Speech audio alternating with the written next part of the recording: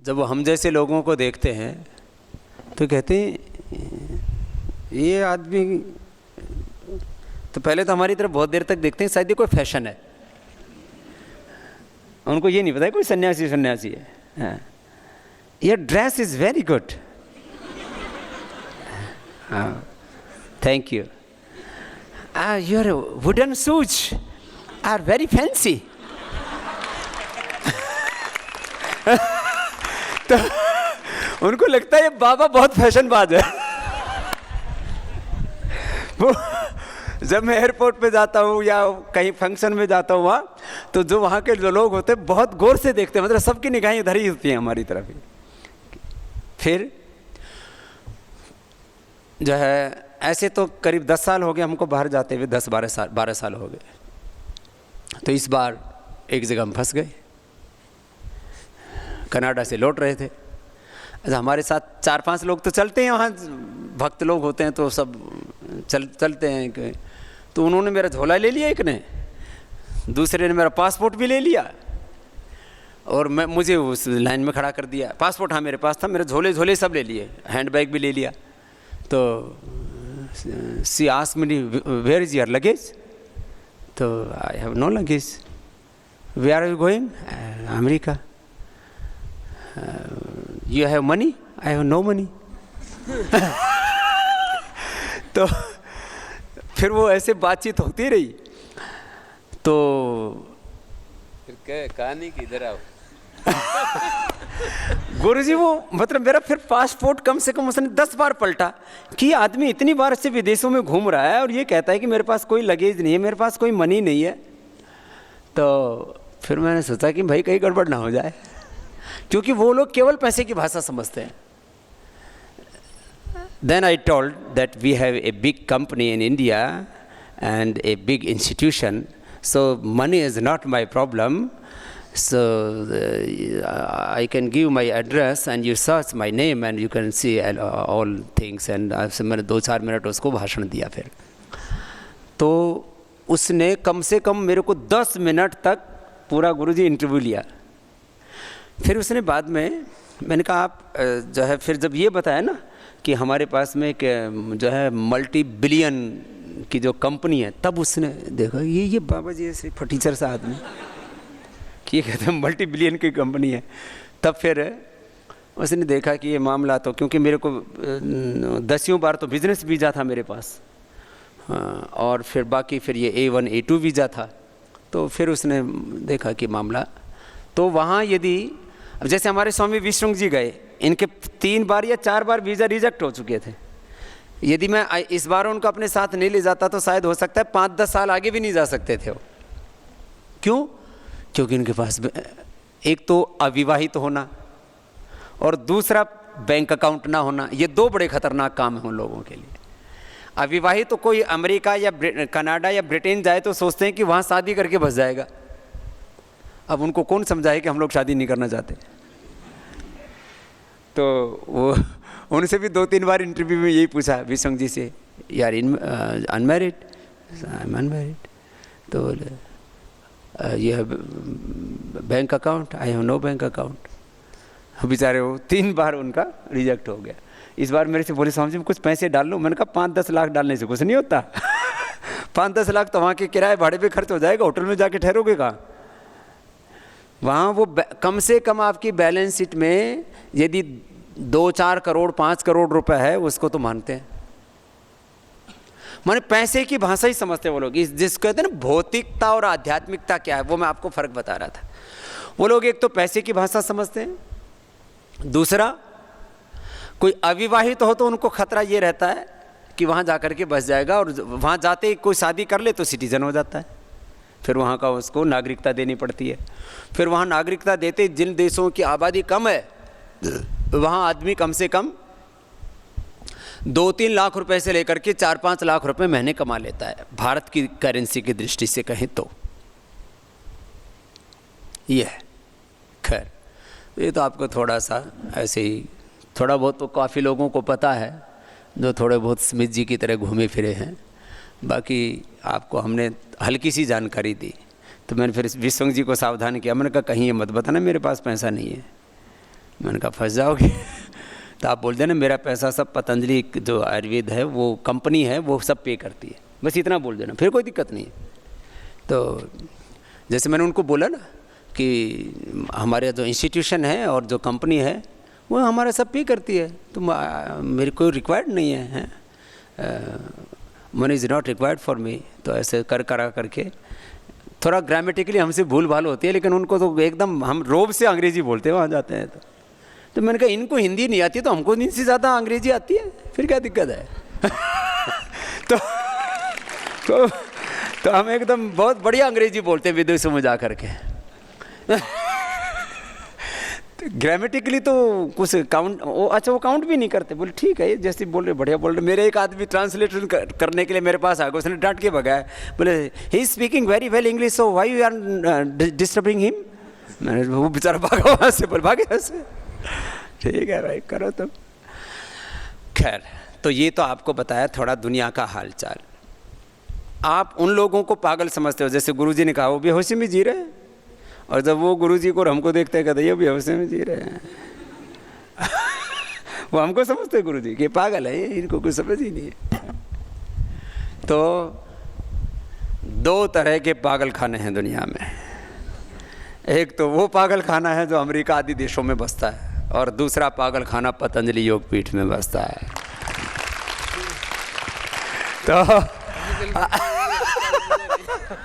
तो गुरुजी ये पागल खाना है तो आपके पागल है सब, और इनके गुरुजी महापागल है।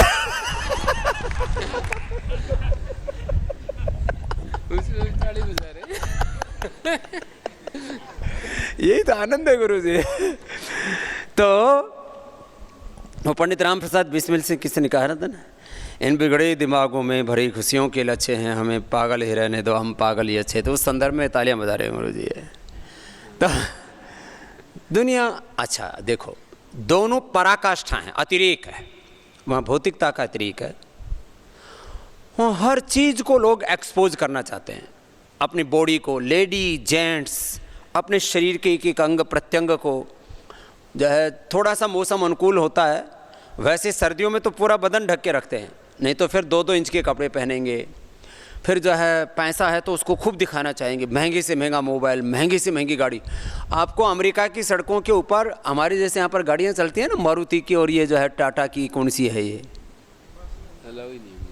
कौन सी गाड़ी हो, नैनो और टाटा जो मारुति सुजुकी थी ना वो छोटी वाली 800, वैसी गाड़ियाँ वहाँ आपको मिलेगी नहीं, क्योंकि वहाँ तो स्पीड इतनी होती है, इतनी स्पीड में वो गाड़ी उड़ जाएगी। वो गाड़ी रोड पे चल ही नहीं सकती गुरुजी, इतनी स्पीड में वो लोग चलते हैं। तो इतने में तो थोड़ी वो गाड़ी पलटी खा जाएगी, इतनी तेज़ रफ्तार से वहाँ गाड़ियाँ चलती, तो कोई हल्की गाड़ी नहीं मिलेगी। 90% लोग वहाँ कर्ज के ऊपर सारा काम करते हैं, क्रेडिट पर चलता है, क्रेडिट के ऊपर गाड़ी, क्रेडिट पर मोबाइल, क्रेडिट पर घर, क्रेडिट पर खाना, सब कार्यक्रम क्रेडिट पर चलता है, फिर 5 दिन में पूरा कर देते हैं। खैर तो मैं आपसे कह रहा था अतिरेक, वहाँ सब चीज़ों का अतिरेक, खाने पीने का भी अतिरेक। अमेरिका के अंदर आपको कॉफ़ी का जो ग्लास है ना गुरुजी इतना बड़ा मिलेगा, कोल्ड ड्रिंक का भी इतना बड़ा मिलेगा, जो बर्गर पिज़्ज़ा है वो भी इतना बड़ा मिलेगा। इसलिए वहाँ के लोगों का एवरेज जो वेट है वो 80 to 100 kg है, बाकी 125-150 किलो के तो आम है, बहुत मोटे मोटे लोग हैं। अमेरिका वहाँ सब चीज़ें, वहाँ चौड़ी चौड़ी सड़कें, चौड़े चौड़े घर, मोटे मोटे आदमी, सब चीज़ें, मोटी मोटी गाड़ी, मोटे मोटे सेब, मोटे मोटे कद्दू, मोटे मोटे आलू, इतने इतने मोटे आलू होते हैं गुरुजी वहाँ। मोटी मोटी शिमला मिर्च है ना, या इतनी इतनी मोटी होती है, ऐसे इतनी इतनी मोटी हैं। तो पूरा सारा कार्यक्रम एक अलग ढंग का है। तो मैं आपसे कह रहा था वो अतिरेक में जी रहे हैं उधर, हम लोग अतिरेक में जी रहे हैं इधर। वैसे जैनी लोग हैं ना ये अतिरेक में जीते हैं बिल्कुल, जो और उसमें भी जो दिगंबरी हैं, जिंदगी भर स्नान नहीं करना, एक ही बार खाना खाना, एक ही बार पानी पीना, केस बढ़ जाएं तो केस लुंचन करके उखाड़ना, रेजर नहीं इस्तेमाल करना, कोई कृत्रिम साधन नहीं। कितनी भयंकर ठंड हो, बहुत ज़्यादा ठंड में जो पुआल उसके अंदर घुस जाते हैं, बहुत ज़्यादा हो तो गुरुजी किसी का शरीर साथ ना दे रहा हो तो, बाकी तो ऐसे वो समय तो कमरे में बंद कर देते हैं, कोई पूछता नहीं। और वो जब मृत्यु के समय क्या लेते हैं, वो संथारा वो कार्यक्रम होता है, बड़ा खतरनाक कार्यक्रम होता है। इतनी तपस्या करते हैं, पानी नहीं देंगे उसको ना, कुछ भी नहीं गुरुजी, बहुत खतरनाक मामला है। तो आप लोगों को जो तमोगुण है, रजोगुण है, उसके परिपूर्ण सत्व में जीना है। और ये सब, अब जैसे आपको हम ये सब क्यों बता रहे हैं, आपको हम ऐसा देखना चाहते हैं कि दुनिया में आप कुछ भी देखें, कितने ही जो है चाहे 3-3 जोड़ी कपड़े पहने हुए, जैसे बहुत ठंडे प्रदेश हैं जैसे तिब्बत आदि में, वहाँ नीचे एक ऊपर वो 3-3 कपड़े पहने रहते हैं, चाहे 3-3 कपड़े पहने हुए लोग हों, चाहे आप नग्न लोगों को देखें, चाहे आप कितने भोगासक्त लोगों को देखें, चाहे सड़कों के ऊपर अश्लीलता करते हुए लोगों को देखें, चाहे कितनी ही विद्रूपताओं को देखें, कितने ही रजस को देखें, कितने ही तमस को देखें, कितनी ही क्रूरता को देखें, सब चीज़ें देखने को मिलेंगे आपको। लेकिन ये सब देख करके आपका मन अविचलित रहे, ऐसे ब्रह्मचारी ब्रह्मचारियाँ हम आपको देखना चाहते हैं। इसलिए ये बातें कही कि कुछ भी चल रहा है संसार में और आप उससे जरा भी प्रभावित ना हो, इतना भीतर आपके प्रकाश बना रहे, ऐसी स्थिति में आपको देखना चाहते हैं। और इसके लिए 2 ही हेतु हैं। एक तो स्वयं का प्रकाश, जिसके लिए मैंने प्रातः एक शब्द का प्रयोग किया, आत्मगुरु। श्रद्धेय गुरु जी ने भी उसको कहा। एक तो ये आलंबन है इसका, और दूसरा है किसी समर्थ गुरु का आश्रय, कि मुझे जिस पथ पर मेरे गुरु चल रहे हैं और मेरी गुरु सत्ता के साथ जिस पथ पर मेरी ऋषि सत्ता, हमारे आप तो पुरुष चले, मुझे उसी पर चलना है, कुछ भी होता रहे मुझे इससे क्या परवाह। क्योंकि मैंने देखा जब हमारा मन अपरिपक्व होता है, जब हमारा चित्त, हमारी भावनाएं, हमारी संवेदनाएं, हमारे अभ्यास अपरिपक्व होते हैं, उस स्थिति में ये चीज़ें प्रभाव डालती हैं। गुरुजी आज एक छोटी सी साइट कोई खोल लेता है तो 10-20 करोड़ फॉलोवर्स मिल जाते हैं, यदि उसके अंदर नग्नता, अश्लीलता परोसी जाती है।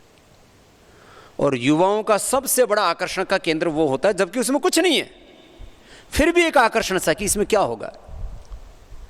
जैसे हमने कभी नहीं देखी पोर्न फिल्म, हमें कौन रोक सकता है भाई। हम यदि देखना चाहें तो हमें कोई रोकेगा थोड़ी, हमारे पास में नेट रहता है, हमारे पास में सारी सुविधाएं रहती हैं, हम दुनिया का अच्छा बुरा कुछ भी देख सकते हैं। लेकिन हम आज भी नहीं देखते, हम क्या करना देख करके। तो ये भी मैं सच मानता हूँ कि विद्या का अध्ययन काल तक, माने करीब जो है ये 20-22 वर्ष तक की उम्र तक हमको अशुभ से बचना चाहिए। उसके बाद हमारा मन इतना परिपक्व हो जाता, हम भीतर से इतने दृढ़ हो जाते हैं कि फिर हमें ये चीज़ें विचलित ही नहीं करती। ठीक है, क्या करना है इनका, क्या देखना, ठीक है, वो देखा है क्या इसमें आकर्षण है। और ब्रह्मचारी रहना, अपनी इंद्रियों पर संयम रखना, जो प्रवाह चल रहा है जग का उससे विपरीत चलना, कोई ये कठिन कार्य नहीं है। जैसे आप यहाँ रह रहे हैं तो यहाँ इससे सहज कुछ है ही नहीं। लेकिन आपको 5 सालों के बाद, कुछ को 2-3 सालों के बाद, कुछ को 10 सालों के बाद, जो अभी छोटे हैं उनको फिर जगत में ऐसे विचरण करते हुए कोई बाहर की, आप परमहंस होकर के जिए। ऐसा जो आपने शास्त्र वचनों का श्रवण किया है, आप तो पुरुषों के जो उपदेश सुने हैं, जो गुरुजनों से आप श्रवण करते हैं, फिर वो आपके भीतर घटित हो जाए, चरितार्थ हो जाए। कोई जो विकारी तत्व हैं, किसी भी प्रकार की जो पराधीनताएं हैं, वो आपको बांध ना सकें। ऐसे ब्रह्मचारी आपको देखना चाहते हैं। और कल गुरुजी और हम बैठे थे तो मैंने एक बात कही, गुरुजी हम ऐसे ब्रह्मचारी देखना चाहते हैं और आप इनको ऐसे प्रेरणा दे दे करके तैयार करो, ऐसा इनके अंतस में वातावरण बनाओ। और वो कुछ तो बने हुए हैं, देखो कुछ तो जन्मजात सन्यासी हैं, कुछ थोड़ा प्रयत्न करेंगे तो इस मार्ग पर चल सकते हैं, कोई कठिन नहीं है। जैसे हम लोगों को किसी ने सन्यासी बनने के लिए प्रेरित ही नहीं किया, व्यक्तिगत रूप से, आंशिक रूप से तो बातें सुनते ही थे वैराग्य की, वो तो सभी जगह सुनते हैं।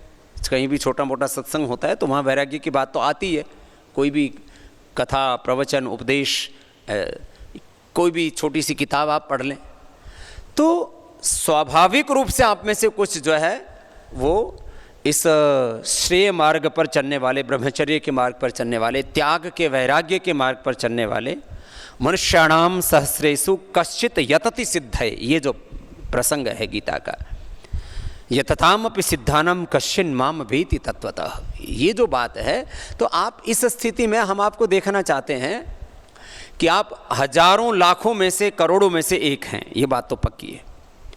कुछ इसमें पूर्ण प्रतिष्ठित है, मैं आप ब्रह्मचारियों की बात कर रहा हूँ, कुछ छोटी छोटी बातों से प्रभावित हो जाते हैं। अभी भी खान पान से लेकर के, वाणी व्यवहार से लेकर के, सबसे बड़ा जो परीक्षा का काल होता है, सबसे बड़ी तो हमारी कसौटी होती है ना, व्यवहार में होती है। कैसी परिस्थिति हो, जैसे आपका कोई बहुत ज़्यादा अपमान कर दे और उसके बाद भी आप विचलित ना हो, कोई बहुत ज़्यादा आपका तिरस्कार कर दे, आपको दुत्कार दे,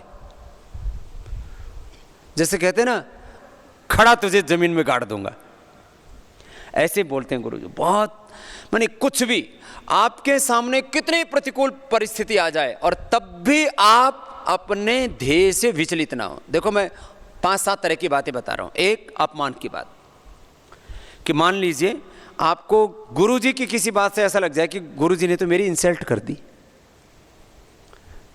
कई बार मेरे संदर्भ में लग जाए, मैंने 2-4 ब्रह्मचारियों से ऐसे कभी सुना कि स्वामी जी ने ऐसा कहकर तो मेरा अपमान कर दिया सार्वजनिक रूप से सब ब्रह्मचारियों के बीच में, जबकि हम बहुत ध्यान रखते हैं तब भी। लेकिन इसमें क्या है भाई, श्रद्धेय गुरु जी या मैं स्वयं या आचार्य बालकृष्ण जी या कोई संस्था के वरिष्ठ, आचार्य फूलचंद जी, आचार्य स्मिथ जी या सविता जी या सुमन जी, कोई भाई बहन किसी को बहुत ज़्यादा अपमानित कर दें, कई बार तो यूँ पकड़ के हिला देते हैं।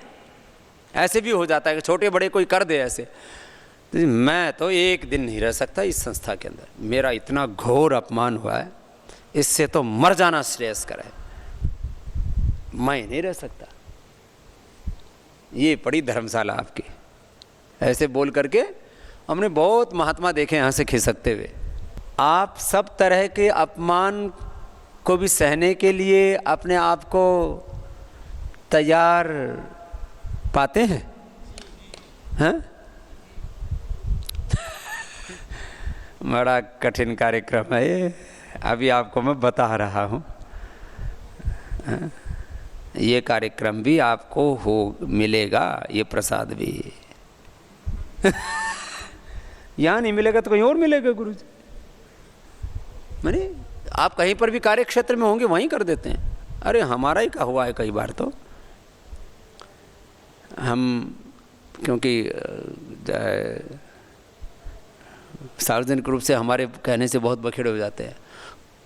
मैंने ऐसे बहुत बुरी तरह से लोग अपमानित कर देते हैं, इतने बुरी तरह से कि आप जो है ना अवाक रह जाते हैं, जैसे कहते हैं ना निशब्द हो जाते हैं। ये कैसे हो गया भाई, ऐसा होता है। तो महर्षि दयानंद सरस्वती ने भी इस बात को कहा, शास्त्रों में इस बात को कहा कि जो विद्वान हैं उनको अपमान की चाहना कैसे करनी चाहिए, अमृत की तरह, और सम्मान से कैसे डरना चाहिए, जोर से बोलो, पढ़ तो रखा है आप लोगों ने। ये तो हो गया ज्ञान, दीक्षा जब होगी तब पता लगेगा। ये बात आती है। आपको अब इस परिपक्व अवस्था में हम देखना चाहते हैं, और क्योंकि आपकी शिक्षा दीक्षा के लगभग 7 वर्ष पूरे हो गए। 7 वर्ष तो बहुत होते हैं। 10 वर्षों में तो हर 10 वर्ष में पूरे जमाने का लगभग एक रूप, पूरा नया अवतार आ जाता है युग का, हर दशक में। तो आपके पूरी होते होते शिक्षा दीक्षा कुछ और अनुभव पूरे होते होते एक दशक बीत जाएगा। अब एक बात तो ये अपमान वाली, दूसरी बात मैंने कहा ये प्रभाव वाली बात। कोई भी किसी भी तरह से, हमारे भीतर भी और बाहर से भी, इस तरह की पता नहीं कहाँ कौन सी संस्कार उत्पन्न होते रहते हैं, उनके ऊपर ब्रेक नहीं लगाते। और इसके ऊपर कई बार आप लोगों ने संवाद भी किया है कि जी हम क्या करें, हमारा काबू नहीं लगता। ये मेरे को आज तक समझ में नहीं आया। सबसे बड़ी शक्ति है ना दुनिया में तो सत्व की है। इसलिए वो एक वाक्य हम कई बार बोलते हैं ना, कार्य सिद्धि सत्वे भवति महता मनोपकरणे, भोज प्रबंध का एक छोटा सा संदर्भ है। तो आप अप्रभावित रहें अशुभ से, आप उसका एक क्षण के लिए भी आदर ना करें। अब इसमें ये 2 प्रसंग तो बहुत बड़े हैं, एक अपमान वाला और दूसरा प्रभाव वाला। तीसरा जीवन में बहुत बड़ा खतरनाक होता है असुरक्षा वाला। ज़्यादातर लोग पता नहीं इनसिक्योर फील करते हैं। और मैंने साधु संत महात्मा जो 10-10, 20-20, 25-25 साल से सन्यास जीवन में, उनको भी देखा। मैंने कहा महात्मा जी आप साधु बनकर के असुरक्षित क्यों महसूस करते हो? ये चीज ये हम आपके जीवन में नहीं देखना चाहते। असुरक्षा। चौथा सबसे बड़ा चैलेंज आता है मानसिक रूप से, भावनात्मक रूप से। ये सारी दुनिया की समस्या है, खाली आपकी नहीं है ये। और ये इससे आपको बड़ा सावधान रहना पड़ेगा। इसलिए आज थोड़ा सा इस बात को कह रहे हैं। वह है अकेलापन, सूनापन, अधूरापन, न्यूनता, अल्पता। अभी आपको इसका पता नहीं लगेगा जब तक आपका अध्ययन चल रहा है। जब आपको सेवा में लगाया जाएगा तब ये चरण आपका प्रारंभ होगा। इसलिए पहले से आपको थोड़ा सा उसके बारे में प्रबोधन दे रहे हैं, अवबोधन दे रहे हैं। तो इसका विकल्प ढूंढ लो। आपको अपनी शक्तियों को रूपांतरित करना पड़ता है। ये दूसरा दर्शन है। हर जीवन के अनेक जो सत्य हैं, हर एक सत्य का जो है ना 2 तरह से उसको कहा गया है शास्त्रों में कि आप उसको किस तरह से प्रयोग करते हैं। तो ये जो बात है ये है आलंबन की। इसलिए ये आज के दिन आपको थोड़ा सा हमने इस संदर्भ में, ये अंतिम विषय है आज का, कि जब तक हमको किसी समर्थ गुरु का आलंबन नहीं होता है तो फिर हम सहारा इधर उधर ढूंढने लगते हैं। एक तो परस्परता में आपके सात्विक आलंबन हो, ये बहुत ज़रूरी है। इसको कहते हैं मैत्री। तो आप बहनों में इतनी परस्पर प्रीति हो कि आपको ये आलंबन कहीं बाहर ढूंढना ही ना पड़े। फिर अपनी गुरु सत्ता में जो आपकी बड़ी बहनें हैं, सविता जी हैं, सुमन जी हैं, फिर आप में जो वरिष्ठ बहनें, उनके साथ अत्यंत प्रीति होगी तो आपको आलंबन कहीं बाहर नहीं ढूंढना पड़ेगा। कोई भी धरती पर आदमी मैंने नहीं देखा कि आलंबन के बिना कोई टिका हुआ हो। हम बैठे भी हैं तो किसके आलंबन पर बैठे हैं? धरती के आलंबन पर बैठे हैं। फर्श है नीचे हमारे। या जैसे शरीर को आलंबन चाहिए ऐसे मन को भी आलंबन चाहिए। एक तो मैंने परस्पर संबंधों का आलंबन कहा, ऐसे ही श्रद्धेय आचार्य बालकृष्ण जी हैं, श्रद्धेय गुरु जी हैं, मैं हूँ, अपने वरिष्ठ ब्रह्मचारी हैं, आचार्य कोटि के हो चुके हैं अब तो आप लोग। परस्परता में सात्विक आलंबन होने चाहिए आपके। और फिर ये आलंबन है, ये सेवा का आलंबन। जैसे गुरुजी ने विद्या का आलंबन है, ये भी आलंबन है।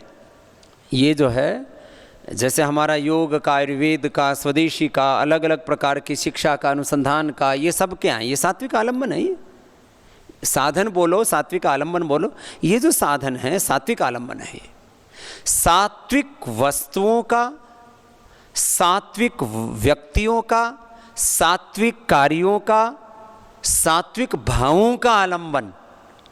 उसके बिना ये, क्योंकि इस समय का ऐसे तात्कालिक विषय नहीं है, लेकिन दीर्घकालिक विषय है। और आपको अपनी मनःस्थिति, आपको अपनी भाव चेतना इतनी गहरी बना के रखनी होगी कि बस मेरे जीवन का आश्रय, मेरे जीवन की परिणति, मेरे जीवन का गंतव्य, मेरे जीवन की सार्थकता, मेरे जीवन की सफलता, मेरे जीवन का ऐश्वर्य, मेरे जीवन की सबसे बड़ी सत्ता, संपत्ति, संबंध, सम्मान, सर्वस्व, मेरे प्राण, मेरे आश्रय, मेरे गुरु हैं, मेरे अपने वरिष्ठ हैं, मेरे अपने सात्विक कर्तव्य हैं, मेरे पूर्वज ऋषि हैं। ऐसे अपने आप्त पुरुषों को, आप्त पुरुषों के वचनों को प्रातः प्रभृति सायं अंतः यत् करोमि जगद मात तत्सर्वम तव पूजनम, ऐसे एक भाव चेतना बना के रखनी पड़ती है। यदि ये भाव चेतना नहीं बनी, ब्रह्मचारी नहीं रह सकता, कदापि नहीं रह सकता। ये बातें बहुत छोटी रह जाती हैं। फिर आपको अपनी भाव चेतना इतनी उन्नत बनानी है, यहाँ आपको हम देखना चाहते हैं। इसीलिए ये गुरु पूर्णिमा आदि के पर्व और ये सारी चीज़ें मनाते हैं।